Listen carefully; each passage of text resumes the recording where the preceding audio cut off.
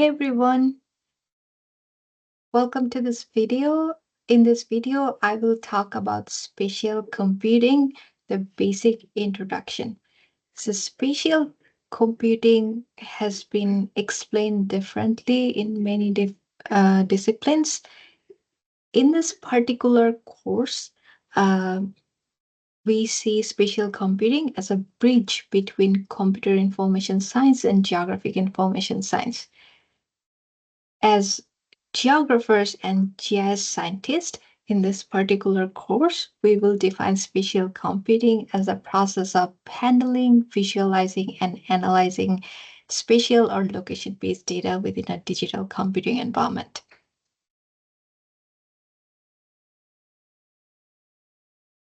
In this particular course, we will talk about three main aspects of spatial computing, that is spatial data processing, and then data visualization and mapping, and spatial data analysis and modeling.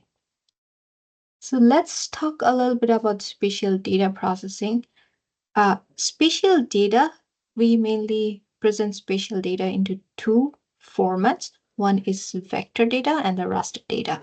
The vector data are uh, so they represent discrete features like roads, trees, city boundaries using point line polygons.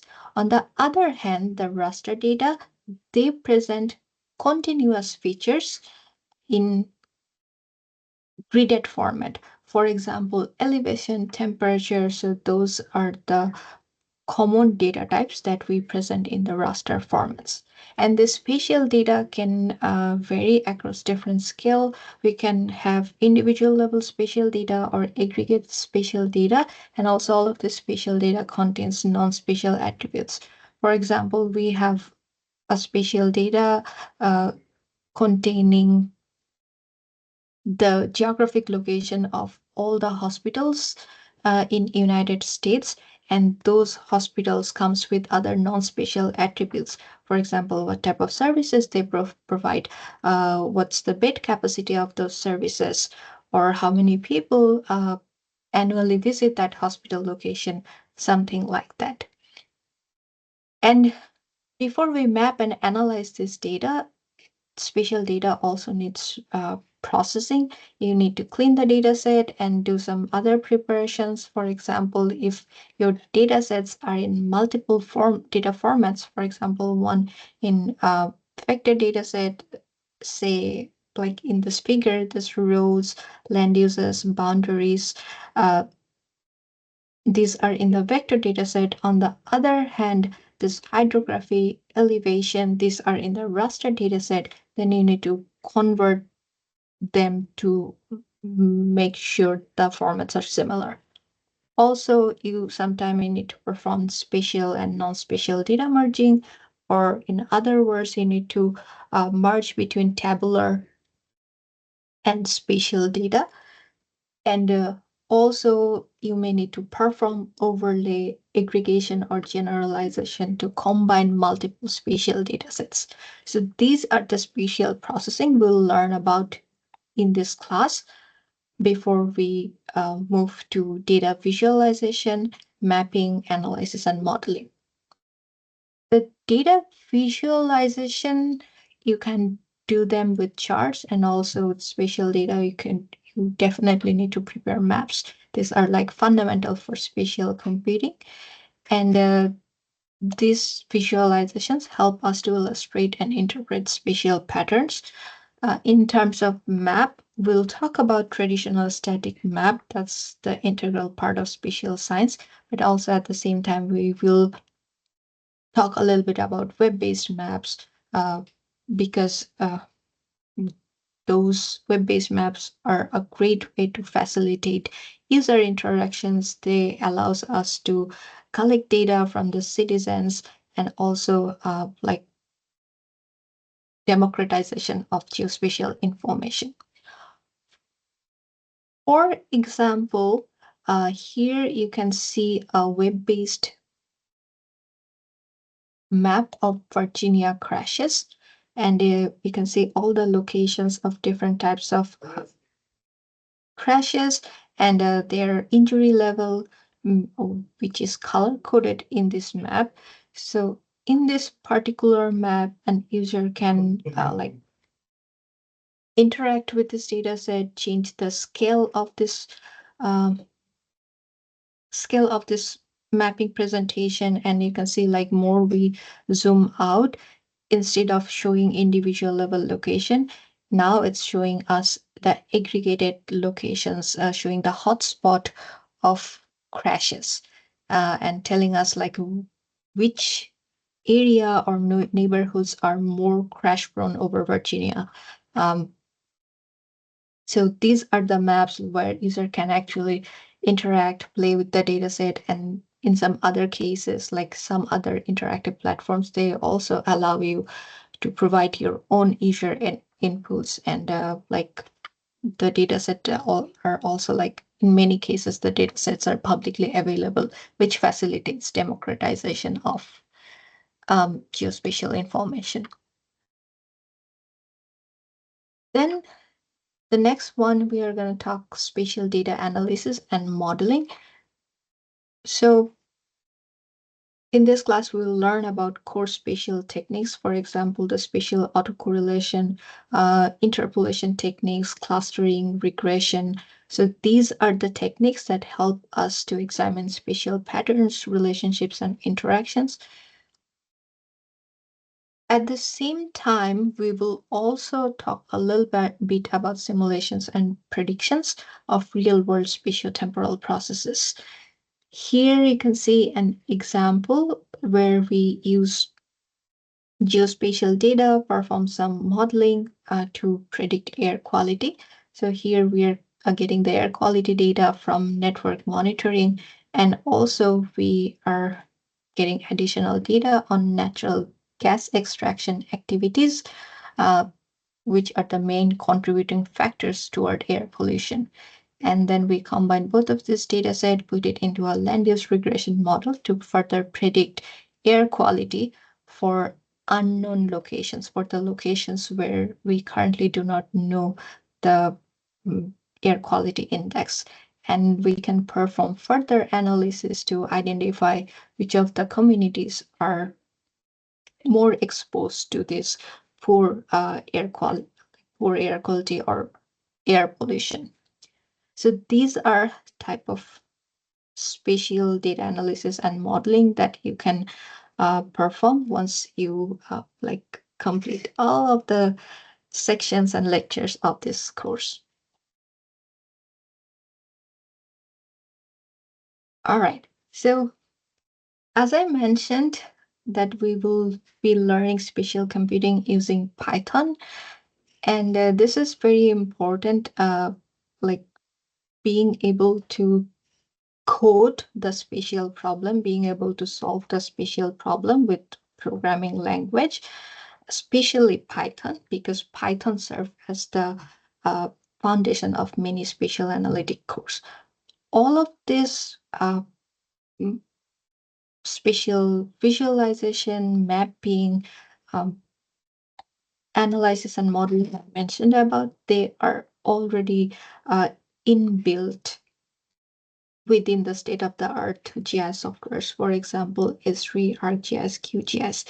Yet, if you know how to solve spatial problems using Python, then you will be able to develop new computational algorithms, modify the existing one, and that will also enhance uh, and enable you to perform computing efficiently. You can reproduce the same analysis for a different study area, or like scale the analysis uh, at various spatial scales. Next, we're going to talk a little bit about who uses spatial computing. So we live in a world where we see an influx of geospatial big data, and these big data are coming from many sources. For example, satellite images, mobile phone data, other GPS tracking devices, geotag social media posts, sensor networks. There's like tons of sources from where we're getting geospatial big data. And industries, uh, they are definitely taking advantage of those data sets. Like any industry you can name, for example, transportation, health, so real estate, disaster management, government, homeland security, spatial computing is everywhere. Here, I mentioned few examples. For example, in transportation sector, they use spatial computing for like travel behavior assessment, road infrastructure design, congestion pricing model, fleet monitoring, and also mass transportation service optimizations. In this particular website, like Washington Metropolitan Area Transit Authority, they are constantly monitoring uh, real-time performance of their bus and metro services. You can go to this website and check how, like, what type of data they're generating and what are their performance measures. In healthcare sector, spatial computing were being used for like really long time. Um, it's very common to use spatial computing for measuring access to healthcare, identify optimum locations for providing healthcare services, and evaluate social determinants of health to understand health equity issues. And at the same time, like with the recent advancement in locational intelligence, we are like generating more health related individual level high resolution data sets. And that has enabled us to model and predict infectious disease spread. So with this kind of model, we can identify the prevalent areas and also design targeted interventions. So here you can see like one analysis. So in this model, it's showing the prevalence area for heart disease rates for adults ages 35 plus and by counties. And you can see the southern eastern US. Uh, those are the region where heart disease rates are really high, heart diseases are really prevalent. So this type of finding, this type of mapping can help us make more informed decisions and create more targeted interventions. Next, in disaster management, like all of us definitely observed like how they tackled California wildfire and having access to advanced technologies, for example, satellites, drones, and remote sensors, were really contributing factors toward that.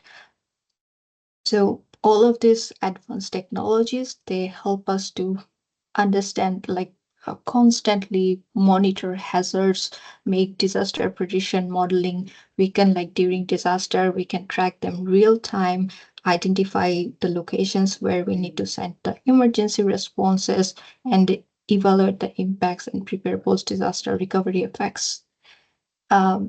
Here is a quick video that you can watch later to see like how satellite and aerial images uh, helped us to understand how devastating the California wildfire was.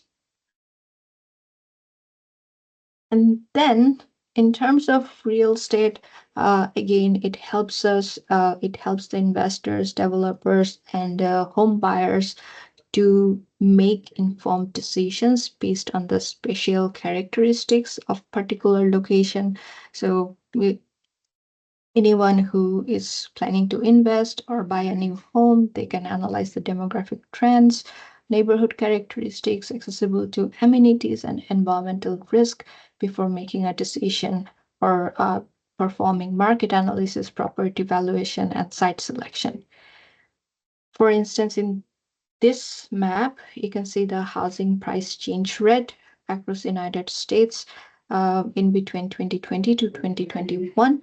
And you can see the housing prices has really gone up in the western part of United States compared to other locations. Lastly, government and homeland security. So, government uses spatial computing for urban planning, land use management, infrastructure development, and also geospatial intelligence is really important for national security operations. For example, border surveillance, crime mapping, and emergency response coordinations. Um, Particularly here, I provided an example that identifies the safest and most dangerous um, areas of Fairfax County. And here you can see that, like, which are the locations that is highly dangerous versus not. You can see that Fairfax County and its crime rate are comparatively low, I would say, compared to like the Washington area, compared to DC region. So yeah, like these are the type of analysis that government officials from Homeland Security can use to reinforce nationwide security operations. And of course, like you can see, like how geospatial computing are being applied everywhere, and this increasing usage are also increasing demand for spatial computing expertise, and which makes a really valuable skill um, for you to secure a job at multiple domains. And here are some additional reading. If you're interested, please take a look. Uh, these are also the references of everything I have explained here. Thank you so much.